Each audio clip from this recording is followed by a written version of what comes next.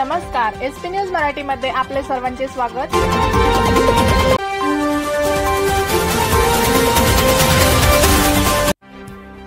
SP news मराठीमध्ये सर्व प्रेक्षकांचे स्वागत।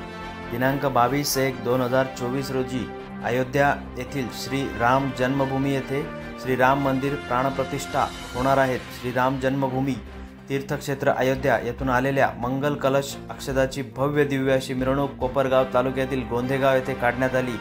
मिरवणूक प्रसंगी श्री राम भक्त गावकरी मोठ्या संख्येने उपस्थित होते। भव्य दिव्य अशी मिरवणूक मोठ्या जल्लोषात संपन्न झाली। प्रसंगी श्री राम भक्त यांनी आपली प्रतिक्रिया दिली। एसपी न्यूज मराठीसाठी कोपरगाव प्रतिनिधी संदीप शिरसाट। आज या ठिकाणी गोंधेगाव या ठिकाणी अयोध्येवरून अक्षदा कलश या ठिकाणी आलेला आहे।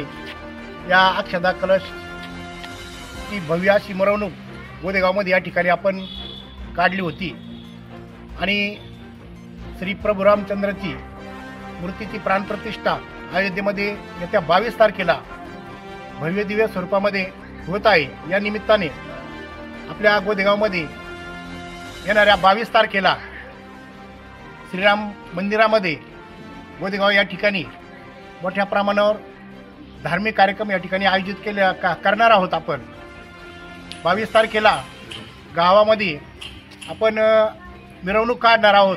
तसेच मंदिरामध्ये रंगरंगोटी व विद्युत रोषणाई या ठिकाणी मंदिरावरती करणार आहोत श्रीराम प्रभूच्या। आणि गावातील सर्व मंडळींनी सर्वांनी सहकार्य करण्याचं ठरवलेलं आहे।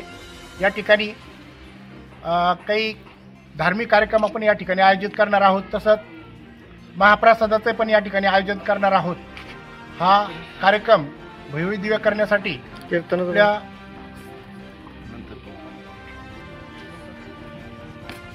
सर्व राम भक्तांनी या ठिकाणी भव्य दिव्य कार्यक्रम करण्यासाठी सर्व राम भक्तांनी या ठिकाणी सहभाग घेतला, त्याबद्दल सर्वांचे आभार मानतो। गोंधेगाव नगरीमध्ये श्री रामचंद्रचे अयोध्येवरून आलेला कलश त्याची भव्य आणि दिव्य नियोजन करून मिरवणूक काढण्यात आली। सकाळी सर्व रामभक्तांनी गोंधेगाव ग्रामस्थांनी आनंदाने उत्साहाने साजरा केला।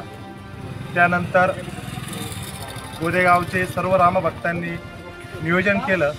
येत्या 22 जानेवारीला प्रभू रामचंद्रांची प्राणप्रतिष्ठा सोहळ्याचं जे नियोजन त्यांनी केलेलं आहे, त्यांच्या गावामध्ये राम मंदिर असल्यामुळं त्या मंदिराची विद्युत रोषणाई आणि सर्वच मंदिराची विद्युत रोषणाई, रंगरंगोटी आणि महाप्रसाद, कीर्तन, भजन, प्रवचन, मिरवणूक असं उत्साहामध्ये सडा, रांगोळी, गुढीपाडवा आणि दिवाळी असं एका दिवसात या गावकऱ्यांनी ठरवले की साजरा करायचा। आणि सर्व तरुण मंडळी, ज्येष्ठ मंडळी, सरपंच, अधिकारी, पदाधिकारी सर्वांनीच या कार्यामध्ये आपला सहभाग उत्साहाने नोंदवला आला आहे आणि ते नोंदवतील आणि सहभाग घेतील या प्रभू श्रीरामांच्या कार्याला। श्रीराम जन्म तीर्थक्षेत्र अयोध्या जन्मभूमीतून जे आव्हान करण्यात आलं आहे त्या आव्हानाला या गोंधेगाव नगरीने साथ दिलेली आहे।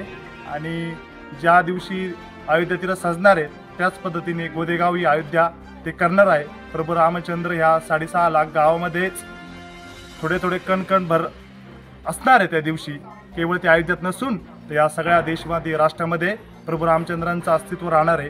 त्याच पद्धतीने गोंधेगावातही त्यांचं अस्तित्व राहणार आहे। राम मंदिर ते आहेच तिथे आणि ते आनंदाने साजरा करतील अशी अपेक्षा तीर्थक्षेत्राकडून आम्ही करत आहोत। सर्वांना जय श्रीराम।